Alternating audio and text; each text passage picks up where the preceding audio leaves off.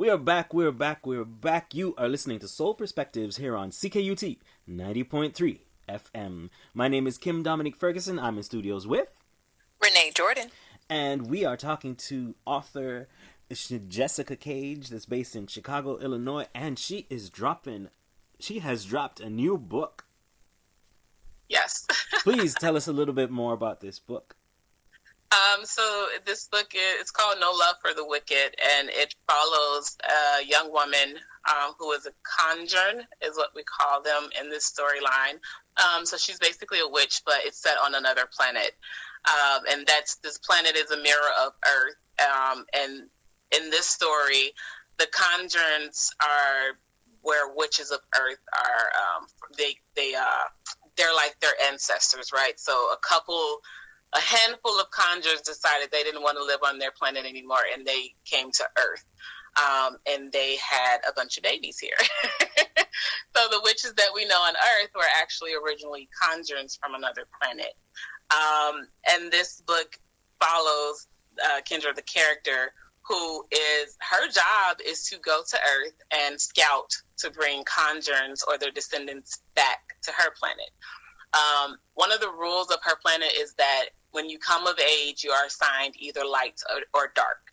If you are assigned light, you get to live a good, lush life. You get to do whatever you want. You get to have love and have babies and procreate and do all the good things, right? If you are assigned dark, you will never know love. You won't have lasting relationships. Your focus is power and, keeping the planet and the world as it is going. Our main character, is different in the fact that she was marked at birth, and they were like, her existence is going to change the course of our world. And she ends up coming in contact with a yummy guy named Horatio, and he awakens some things inside of her that she shouldn't be experiencing. She's feeling emotions. She's feeling connection to him. And she's bonding to him in a way that she should only be able to do if she was assigned to the light. She's assigned to the dark. She's assigned to the dark. Yes, so she's dark. So her focus should be power and bringing back conjurers to her world. Instead, she's like in love and doing, the most when it comes to this man. She's risking everything, and eventually, she gets busted doing things that she shouldn't be doing. Right. And when this happened, because one of the rules is that light and dark cannot mix. Okay? They cannot. Horatio is light, and she is dark. So they are, loving up on each other. I'm sensing a theme here. Wait, do they know if they're light or dark? Or yes. Okay. So when they come out of when they come of age, their world is literally split into three sectors. There's the light, there's the dark, and there's what they call the haze. And people can choose to go to the haze, and, they don't want to play into politics, but when they go to the haze, they give up their power, okay? So when she was assigned dark, she said, you know what, I'm just going to be dark because I'm not trying to, give up my power. Plus, once you go to the haze, you can't come back. You never see your family, your friends, anybody else again. But you can experience some of the goodness of life in the haze. You can live your life in the haze. You can have relationships and all that. Very in your power. Yeah. Tough decisions. Intrigued. I am definitely intrigued. Yes. So this story is about how she falls in love with Horatio, and even though she knows that this is going to put a target on her head, she goes for it. And when she does, target on her head. What do you mean? Because she's not supposed to mix, right? There's a balance at play, right? So the people in power, the hidden government, okay, they are trying to keep a balance. And there's a dark secret about her world, which is called Denundria, which is that the balance is out of play. The women aren't having as many babies, and they're worried. That's why they're trying to bring conjurers back from Earth to keep their population up. And by having this relationship with Horatio, she starts to uncover the secrets that the government is hiding from the people, that their world is at stake. There's a bigger stake. I'm sensing a theme here. They're afraid that she's gonna, like, you know, show the world what's really happening, so to speak. So now she's on the run, and they're like, you can make a choice. You can go back to the dark and be a good girl, or you can still try to be in this relationship and fight for your life. So she, you know, it's about what she decides to do, and, you know, where that goes for her. Okay. Okay. All right.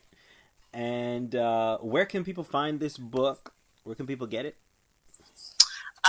It will be available on Amazon.com exclusively for the next 3 months. After that, we will be releasing it wide. You can also find it on my website, which is jessicacage.com. Yeah. Would that also be on the .ca, I guess? Yes. Okay. Sorry. Yes. Across the world, wherever you are. And, like, because I've been following your TikTok, there's a little bit of bonus if, like, people order from you directly, right? Yes. Could you tell us a little bit about that? Because I've loved watching the unboxing videos that you've duetted on TikTok. Yeah, so if you order directly from me, you have the option of getting it signed with the autograph sticker and placard and all that. But I also try to put special touches in the boxes. So I do write a personalized note to every reader, just expressing, you know, my gratitude for, because a lot of these people have never read a book by me, and they're like immediately buying a signed copy, and I'm like, that is risky. But then I hand make ribbon bookmarks, because I'm a paperback girl, and they're easier on your pages, and they're pretty. You know, you got a little charm, and it's like an accessory.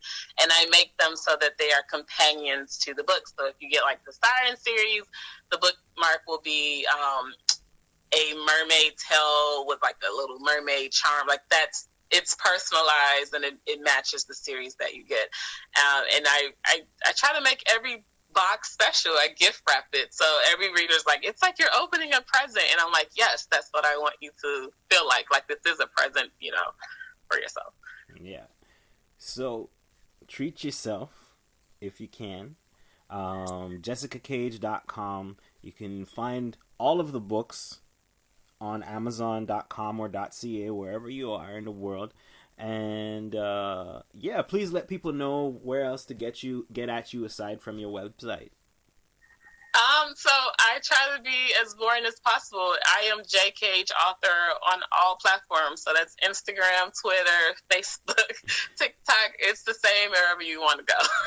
All right. There you go. Keeps it easy, keeps it simple. Yeah. Yes. Yeah. Thank you so much for coming and chatting with us. I think it's really amazing what you're doing, because I myself, as someone who read a lot of fantasy books back in the day, like from I was 6-7 years old, I remember my books were by Enid Blyton, and that there is no color whatsoever in any of those books. But then also I grew up in the Caribbean, so I had, like, the Anansi stories and that stuff as well, so it kind of balanced out a little bit. But it's great to know that there's an author out there with a tome of 20 books, about 21 books. So basically, 26. The books are an adult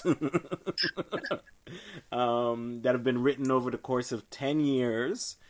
If you want more information, jessicacage.com.